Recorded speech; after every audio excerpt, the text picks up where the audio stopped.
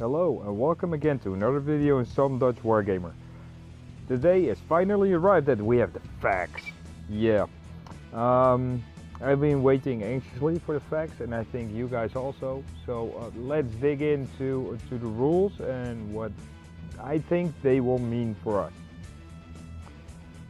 Let's start with the big fact and afterwards we'll go to the guard fact. Yeah. The big fact starts with the finalized match play rules, and there is the psychic focus and the targeting characters. The psychic focus, in short, is that every smite you will cost will cost one more after each consecutive smite. So the first smite costs normal cost, the second smite costs +1, the third costs +2 warp charge, etc., etc. To a maximum of warp charge value of 11. And the Grey Knights and the Brotherhood of Sorcerers, so that's the Thousand Suns, they are not included in this rule, and that's because their smite is slightly less damaging, because they do one mortal wound instead of 3. Well, I think this is a good rule to go to not have the smite spam anymore, and I've never played against it, but I can think of it, and it was really powerful. Then targeting characters, which states, and I'm going to read this out: an enemy character with a wound characteristic of less than 10 can only be chosen as a target in the shooting phase if it is both visible to the firing model and it is the closest enemy unit to the firing model. Ignore other enemy characters with a wound characteristic of less than 10 when determining if the target is the closest enemy unit to the firing model. This means that, wyverns and that kind of stuff, if they are behind cover, which I mostly do, still cannot fire on characters because they need to be visible and the closest model.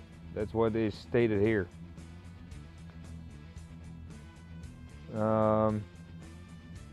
Both visible to the firing model and is the closest enemy model to the unit firing. So indirect fire won't happen.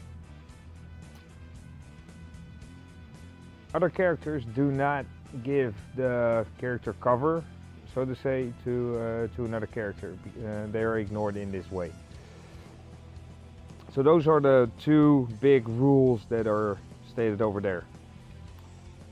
Tactical reserves, as I see them, I think that we're going to the beta rules now. The tactical reserves are actually okay.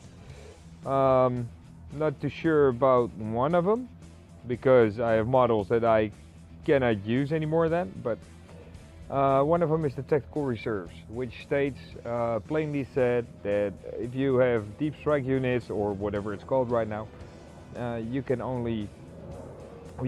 just put them into play anywhere on the battlefield in turn 2. If you want to do it in turn 1, you can still do it, but you can only do that in your deployment zone. And I think this is actually a pretty good rule, because if you give the other player a chance to play their game. In the first turn charge is still possible, especially with psychic powers like the jump or whatever. But yeah, I think this is actually a pretty good rule, just to get the other player playing their bit in the game. The other one is Battle Brothers, which says that the keyword for an army to be, the keyword needs to be the same in all detachments, and it cannot be Chaos, Imperium, Eldari, Inari, and Tyranids, except for fortification networks that can be included with those keywords. Too bad, I think. I think it's a pretty good rule to get mono armies, like just guard or just whatever. The only thing is I have a Celestine and I liked her because she could be included in, for instance, a Supreme Command detachment. But with this rule that's kind of over and I need to buy some Sisters of Battle to get her in. But yeah, maybe I will, maybe I will not. Yeah, too bad. Yeah. Well, to go ahead for the other rules, I think they are not really. Yeah, there are some exceptions to this rule for Systems of Battle. Oh, not Systems of Battle, Systems of Silence, the assassins, that kind of stuff. And there's one. The next one is the detachment command benefits, which is pretty huge for Guard, because the brigade is now a whopping 12 command points that you have, and the battalion is a whopping 5 command points. Wow.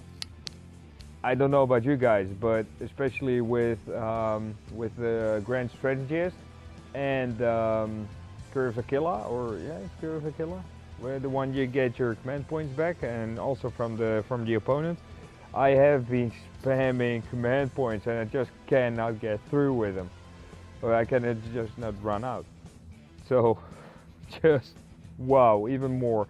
I got this is a real tactical advantage, and I think the way that Guard is doing right now, especially also in the tournament scene, this could be pretty good for Guard to get back in the top level again.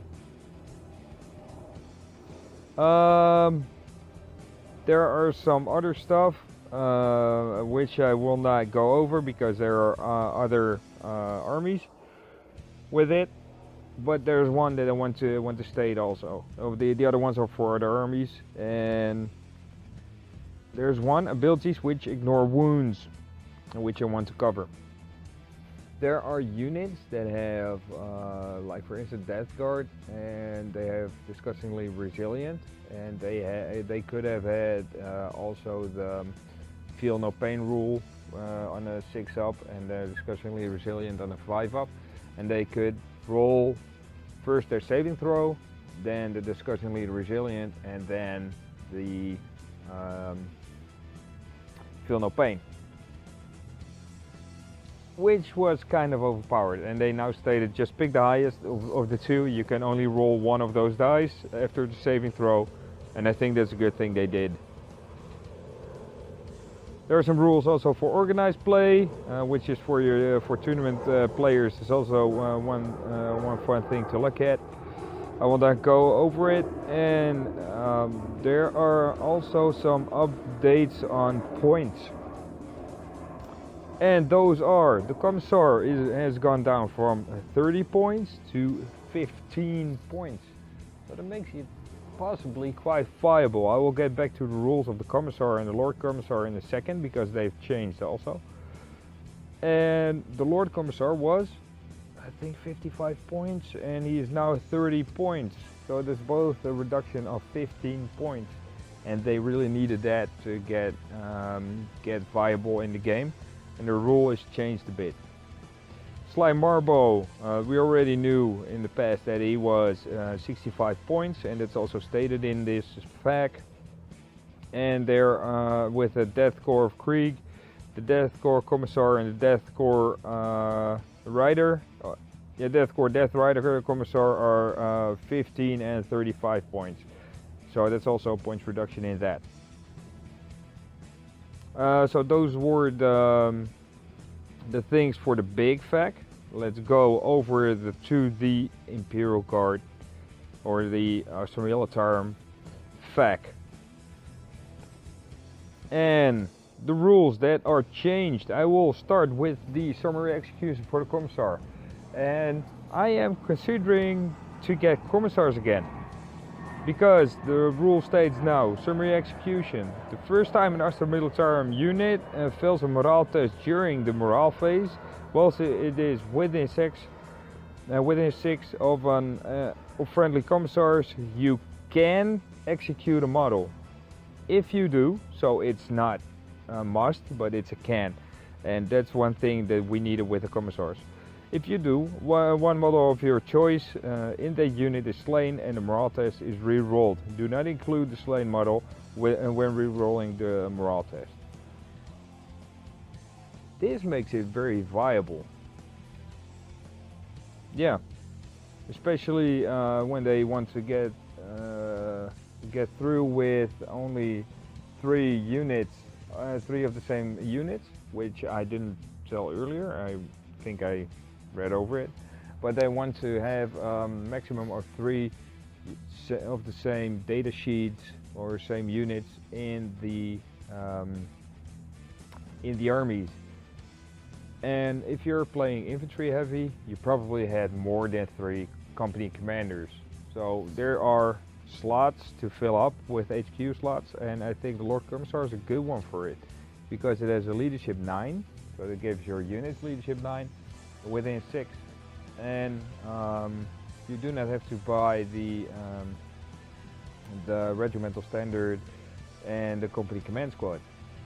And the company command squad with the standard was more points worth, I think 35, than the Lord Commissar right now, which also should be 35 with upgrades, just about.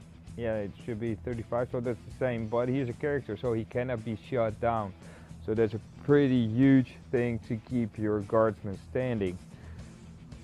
I'm considering of taking a Lord Commissars because of this. This is just, yeah, this can be also changing for our armies, and we need to really consider to get Lord Commissars or Commissars with a leadership 8 and Lord Commissar with a leadership 9 to get them back in the game. Next one. Sorry. Next one is the infantry squad. At the following bullet points, heavy weapon team is armed with a las gun and frag grenades. And it states also that you must take heavy weapon from the heavy weapons list, but this is especially stated because you can shoot now with, you also already could have done that in the past, but you can shoot with a heavy weapon team with your las gun and your heavy weapons.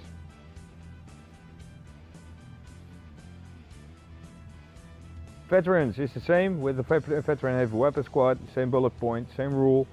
And the Militarum Tempestus Command Squad, war gear options. Change the first and second bullet point to read. One model may either replace a hotshot las gun with a hotshot las pistol and a Foxcaster, or take a hotshot las pistol and a Foxcaster in addition to their hotshot las gun.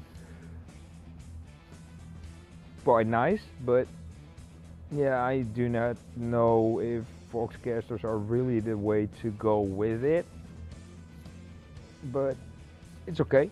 And the same thing is with the Medipack, and I do not use Medipacks that much. Next one is for Bane Blades, Hellhammers, whatever, whichever one of the Octoblade you want to take. I like the Hellhammer and the Bane Blade most, and yes, you should like the Stormlord.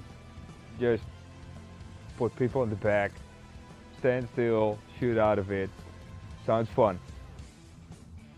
But yeah, it states change the third sentence to read. It can, except when firing Overwatch, also still fire its weapons if enemy units are within one of it, but only its 20 heavy bolters or 20 heavy flamers can target the units that are within one of it. Its other guns must target other units. I already interpreted it that way, so I don't know which change is it. I think it's the except when firing Overwatch thingy is added, but I'm not sure about that. Another one, crash gem. This stratagem can only be used at the start of the charge phase. kind of obvious.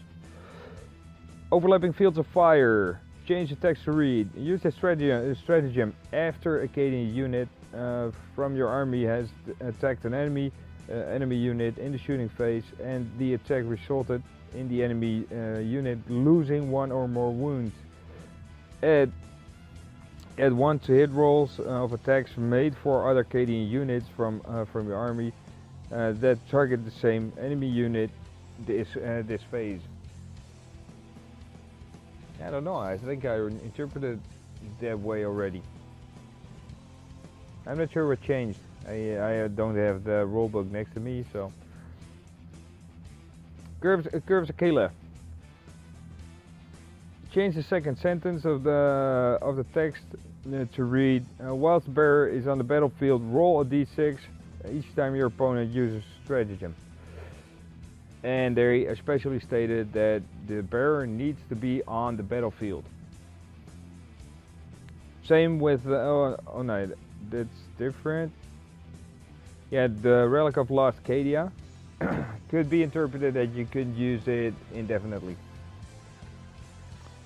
It's now stated once per battle the bearer can invalidate this relic at the start of any turn. Grand Strategist. Change the second and third sentence of the rules and to read: in addition, if your army is battle forged and this warlord is on the battlefield, roll d6 for each command point you spend to use on the stratagem. On a 5-up, that command point is immediately refunded. So also states needs to be on the battlefield. Other questions. The fact. How many dice does Brutal Strength Regimental Doctrine allow? That's Acadian Doctrine. Allow me to roll when a vehicle in my army fires a ranged weapon that makes a random number of attacks. Is it 1 dice per vehicle or 1 dice per weapon? The answer is you can reroll 1 dice per weapon. And I interpreted it earlier that it's just 1 dice per vehicle. And this has its effect on a Baneblade, Hellhammer, or whatever, because they have the Demolisher Cannon and their big shooty thing. But this also can affect, for instance, your Hellhounds or name it. I don't know. I have an itch in my throat. I cannot get it out, so I'm coughing a bit. Sorry for that.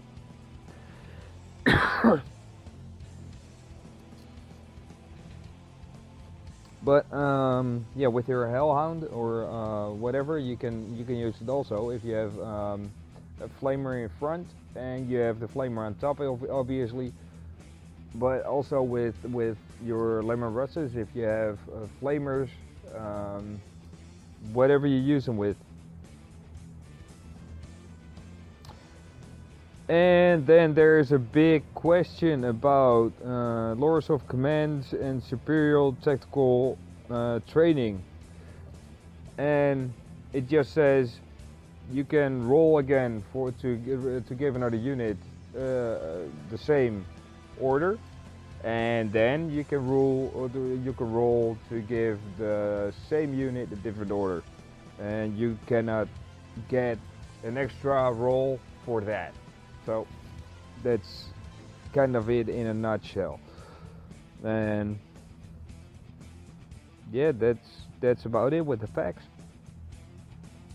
So I think for us the biggest things in this fact is the policy changes with the battalion and with the brigade, which gives us more potential for our stratagems, and we can just I don't know, we are spending a lot of them now. If we use that in 2,000 points game, just wow, you should get a minimum of 17, say 18, let's say 21 command points. Wow, this is just insane. You can just spam around whatever you want. Awesome. So that's we need to find out what to spend our stratagems best with, but you can also afford now to use, for instance, if you get yours just go for grenadiers if they're within 6, so you get more shots over your less guns, that kind of stuff. Awesome. Another one, commissars are back, and they are not back in a big way, because I don't think we will be using our conscripts with it. So the old conscript rule, yeah, they got a bit better, but I'm not really sure about that. But they will get your infantry squads to stay around longer, and that's one big thing, because your infantry squads are your imperial speed bump. At least that's why I use them, and that's good, because sometimes 1 or 2 just run, and 1 or 2 of your models, and now they will keep standing because of your commissars, which is pretty huge. Just, yeah, I think the changes are not too overpowered for guard, but I think they buffed the guard up a bit to get commissars back in, to keep your imperial guard more standing instead of your regimental standard. And yeah, I don't know what to say anymore. I think that the rules are pretty good. If you have any questions, if you have any opinions about these rules, if you like them, if you hate them, please state it in the comments. If you have anything else, or you want to add something, or something that I interpreted wrongly, please say it. I can always learn to get better in the game, to interpret the rules better, so I can get better videos for you guys in the online on YouTube. And yeah, if you're not yet a subscriber, please subscribe. And that is to see, of course, a lot of awesome content that I'm going to put on in the future. Thank you guys for watching, and happy wargaming. See you guys next time.